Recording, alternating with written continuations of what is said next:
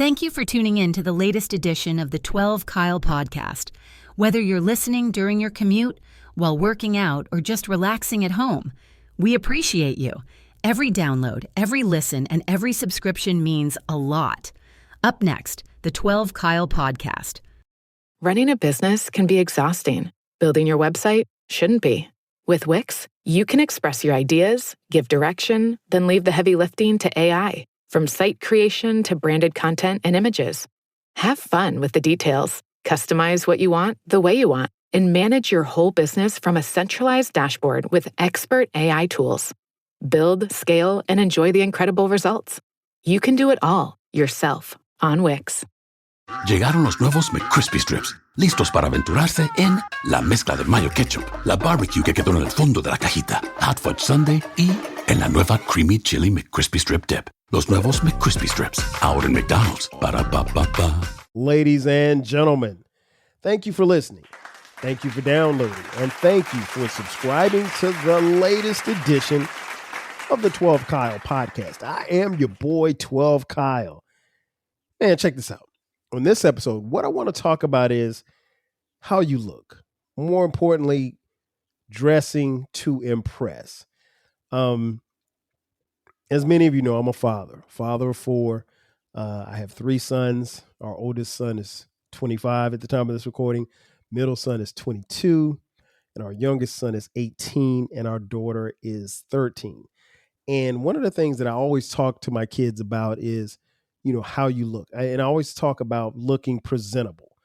And I say these things as far as like being cognizant of it is because it's something that I'm very cognizant of as well.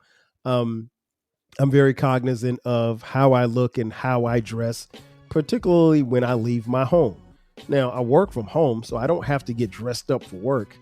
But when I did go into an office, more often than not, even if the dress was casual, I would have on like a sport coat, some slacks. You know, I would look very sharp. Sometimes I would be overdressed for the job. Because I just, well, at that particular time, I didn't have a lot of clothes, but no, I didn't have a lot of casual clothes. Like I had a lot of suits. So I would just wear a suit, you know, even though it didn't require me to wear a suit.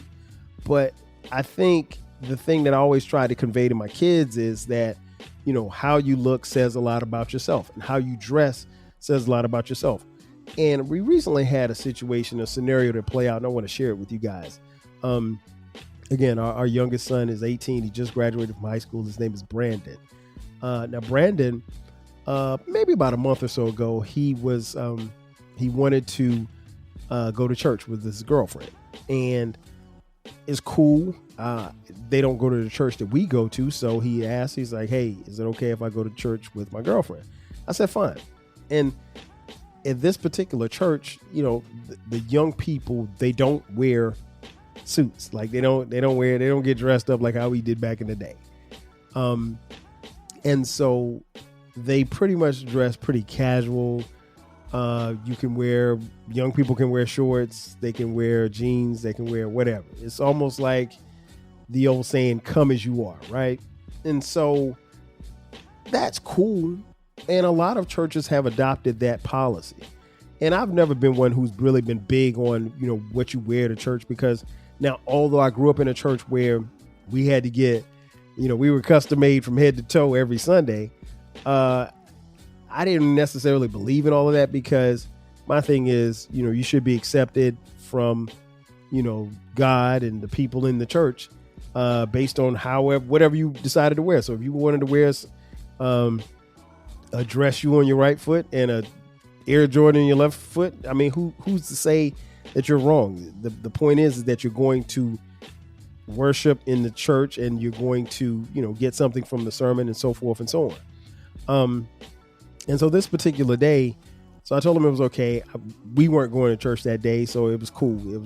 I felt it was cool that, you know, he was going, and, you know, he wanted to, you know, obviously spend some time with his girlfriend, but also get something out of going to church. So it was cool.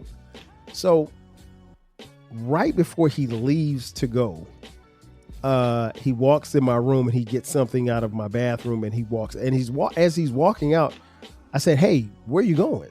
Because I was in the bed watching TV. I said, hey, where are you going? And he said, well, I'm getting ready to leave. And he's like, my girlfriend will be here in about 5 minutes. And I said, is that what you're wearing? And he was like, he looked down at himself and he said, yeah. And I said, you can't wear that. And he was like, why? I said, because you look like you're about to go play basketball. I mean, he had on some sneakers, jogging pants, and a wrinkled t-shirt. He literally looked like he was about to go play ball. And I'm like, no, you can't wear that. He's like, but she'll be here in like 5 minutes. I was like, it doesn't matter. I said, I don't care if she'll be here in 2 minutes. I don't care if she's at the door. She will wait for you to change clothes because you're not leaving my house looking like this. And the thing that I try to impress upon him is that, you know, given the fact that her father, who is a pastor in this particular church, you know, how these kids dress are a reflection of us. So if you go out of my house looking like Bingo Long and the All-Stars, then people will see you in the streets and assume that 12 Kyle is raising kids who don't know what to wear. And again, I wasn't asking him to put on a 5-piece suit, but you can't go to someone else's church. You can't go to my church looking like, I mean, listen, you could go to my church looking like that because it's kind of come as you are. But even in that, you have to be presentable. And so I chastised him right then and there on the spot. And I was just like, no, you're not wearing this. And he was upset because he didn't feel like he had to quote unquote dress up. But again, in my mind, I'm thinking like, okay, what if her dad, you know, preaches, and then after church, he's going to introduce some people in the church to our son, and they see him dressed like he was at the Rucker Park. Nah, that ain't happening. Not on my watch. And so he changed clothes. And then when he came back, I had a talk with him. And I just wanted to explain to him, like, one of the things that I was told as a child, as a young man, my late Uncle Sonny used to say this all the time. When we step in the room, in steps the race.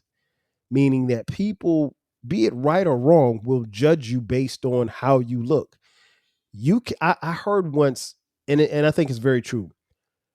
You can look at someone, and once you hear them speak, you can tell their background. You can tell a little bit about their social economic position, and any and everything in between. Meaning you can tell how much money they have or how much money they don't have. You can tell their level of education based on what they're wearing and what they are speaking out of their mouths. Now, full disclosure, I'm not a fan. I'm a fan of expressing yourself through your dress, but there has to be some type of limit. I understand that as our bodies grow, some clothing gets a little tighter than others, particularly on young ladies and women in particular. I get that part of it, right? And I'm not body shaming anyone. That being said, you know, if you're going to church and that skirt is tight and it's hugging your hips and hugging your butt, it's going to do that in church as well. And every man is going to be looking, including the man in the pulpit, because at the end of the day, he's a man too. He's going to look at an ass too. I don't put the man in the pulpit on any bigger pedestal than anyone else, because he's in essence a sinner just like us. And how do we sin? The Bible says you sin in 3 ways: thoughts, words, and deeds. He may not sin in thoughts and words. He may not sin in words and deeds, but he will sin in thoughts, because he's going to see that big ass and he's going to imagine something. But I wanted to have that conversation with him and just explain to him. And I started off by telling him, like, look, I was once your age. And listen, when I was 18 years old, I was hip hop to the 10th power. You know, I would walk out the house and not tie my sneakers, because that was a level of expression. We had just come through the era of Shelter, Adidas, and fat shoelaces. I mean, that was a level of expression. I was telling my son the other day about how, Run DMC inspired us to wear, shell-toe Adidas. And sometimes you could wear shell-toe Adidas and no shoestrings at all. And you would wear like double socks. Are you feeling nostalgic for the golden eras of rap and soul music? If so, tune in to the Rap Soul Podcast. We are your weekly journey through the 80s, 90s, and 2000s, spotlighting the music and the hidden gems that shaped the soundtrack of our lives. From the powerful beats to the soulful melodies, we bring you the best of the past with fresh insights and stories. Rediscover the music that defined a generation. Subscribe to the Rap Soul Podcast and enjoy the vibes. If you want a podcast where culture, conversation, and life collide, where you get insightful commentary, engaging discussions, and a fresh perspective on everything, then you need to listen to the 12 Kyle podcast. Hosted by the one and only, yours truly, 12 Kyle, a voice that you know and trust. This podcast will bring you thought-provoking moments, compelling stories, and a whole lot of fun. Whether you're a first-time listener or just tuning in, each episode promises to be something new and exciting. So sit back, relax, join 12 Kyle, myself, and my guests as we break down the world around us and give you stories that you've never heard before, from nostalgic throwbacks to everything in between. The 12 Kyle podcast is a front row seat to this conversation. Subscribe now and never miss an episode of the 12 Kyle podcast, where the vibe is always real and the discussion is always worth your time. You want the best for your child. K-12 can help them gain the skills they need to reach their full potential while giving you the support you need to get them there. K-12-powered schools are tuition-free, accredited online public schools for students in kindergarten through 12th grade. Their state-certified teachers make online learning interactive and engaging, allowing your child to learn at their pace from the safety of home. Join the more than 3 million families who have chosen K-12. Go to k12.com/podcast today to learn more. That's k12.com/podcast. Americans love using their credit cards, the most secure and hassle-free way to pay. But D.C. politicians want to change that with the Durbin-Marshall credit card bill. This bill lets corporate megastores pick how your credit card is processed, allowing them to use untested payment networks that jeopardize your data security and rewards. Corporate megastores will make more money, and you pay the price. Tell Congress to guard your card, because Americans lose when politicians choose. Learn more at guardyourcard.com. To keep the shoe from coming off. I mean, like, that didn't make any sense then, but that's just what we did. It was a level of expression. It was hip hop. And, if you had Timberlands, you had them unlaced. And, if you had sweatpants on, you pulled up one leg like LL. I was doing that before LL, but that's another story for another day.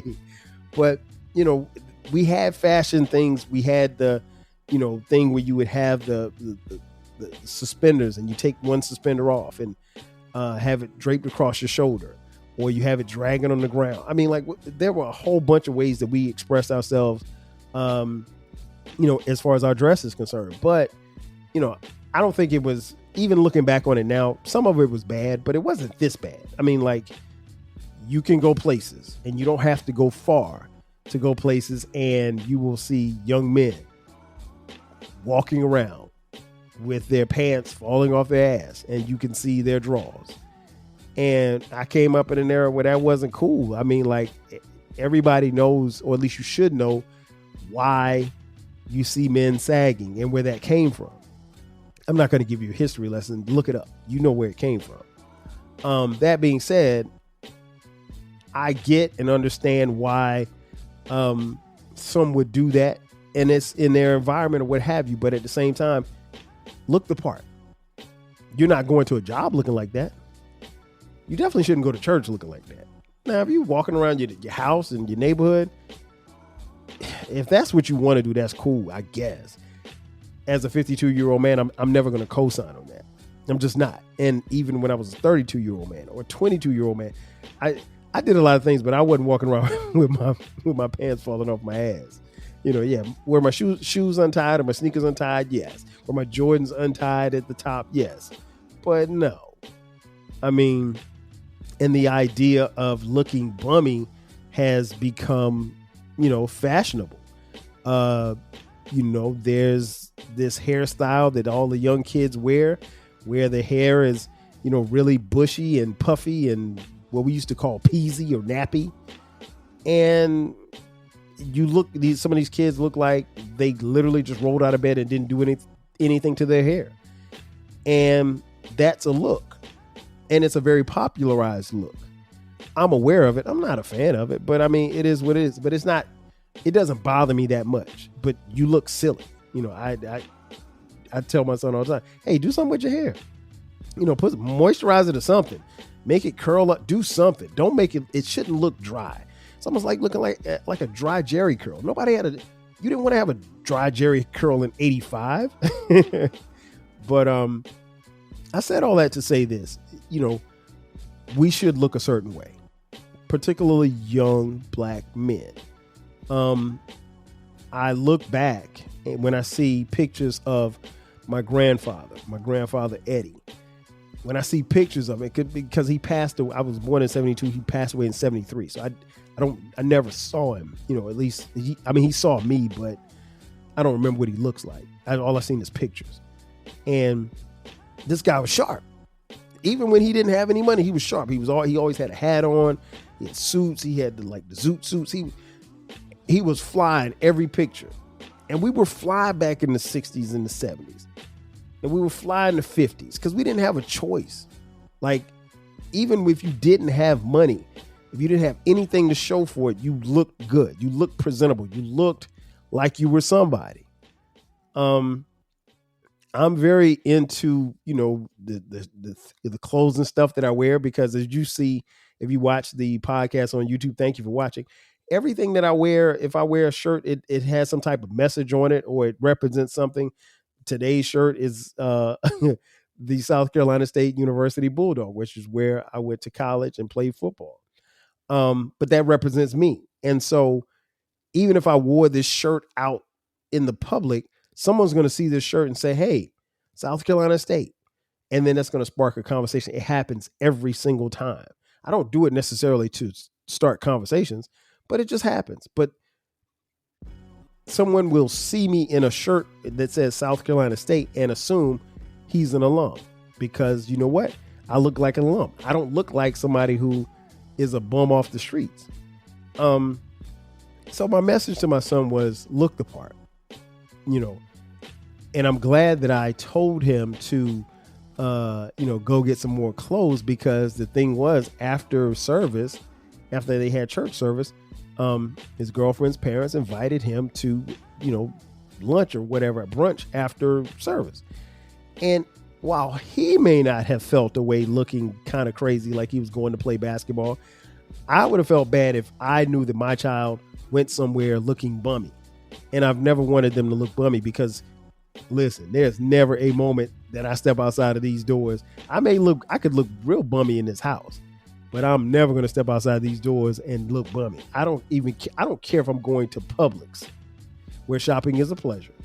I'm never going to look bummy. I'm always going to have I could put on jogging pants, sneakers. My sneakers are going to be fly. My jogging pants are going to be fly. My jacket, my hoodie, whatever I have on, it's going to be fly. I'm never going to step out the house half-stepping. And it's not because I'm trying to meet someone, because I'm married. I have the person that I want. But I always want to represent, because I know that when I step outside the house, I still represent my parents. My parents are in their 70s, but I still represent them. I represent my grandparents, because who knows? There may be somebody walking this earth that still remembers my grandparents. But I represent those. I represent my great-grandparents. My great-grandparents are long gone. My great-grandparents were sharecroppers, and their parents were slaves. I represent those people. I'm of that lineage of people. I cannot step out of the house and not look clean. Now, I may have $5 to my name, but I'm going to look like I'm worth $1 million. Always. And I think you should too. I think, while clothes are important, you make the clothes, but you can't let the clothes be a distraction. And what you wear does say a lot about you. Be careful about the message that you send, because a lot of times you're going to send a message that you don't even know is being sent. And I know we get into this a lot, particularly with women, who may wear clothes that are tight or scantily clad. I will never tell a woman what to wear. I will say this much. What a woman wears will, like a man, speak for her or what she thinks about herself. And that's the way that it's interpreted. I didn't make that rule. That's just what it is. But you want to make sure that it's sending off a good message. We all want to, or we all should, dress to impress. Because regardless of what you think, people are always watching. Make sure that you give them something to look for about you. Because what you're wearing speaks for you when you never open your mouth. Again, as my Uncle Sonny said, when you walk in a room, in steps the race. Ladies and gentlemen, that's going to do it for me. I am your boy 12 Kyle. I want to thank you all for tuning in as you do each and every week. This has been another edition of the 12 Kyle podcast. If you haven't done so already, be sure to subscribe to the podcast. We drop new episodes every Thursday and every Sunday at midnight. If you're on YouTube, thank you for watching. Make sure that you subscribe to the YouTube channel. We're on social media across the board, 12 Kyle Podcast. And if you want to contribute financially, hit us up, Cash App, $TWELVEKYLE. We also have merch. Look in the description box. There's a link that says merch. Click that link and you can buy 12 Kyle Podcast t-shirts, hoodies, as well as coffee mugs. We got it for the low. Oh, and we have a new baby. We have a new baby. It is called the Rap Soul Podcast. It is a music podcast. Listen, it's the best music podcast that you've never heard. It's a music podcast where we have discussions about music and artists from the 80s, the 90s, and the 2000s when it comes to hip hop, rap, soul, and R&B music. Again, it's the best music podcast that you've never heard, so check it out. Ladies and gentlemen, again, that's going to do it for me. I am your boy 12 Kyle.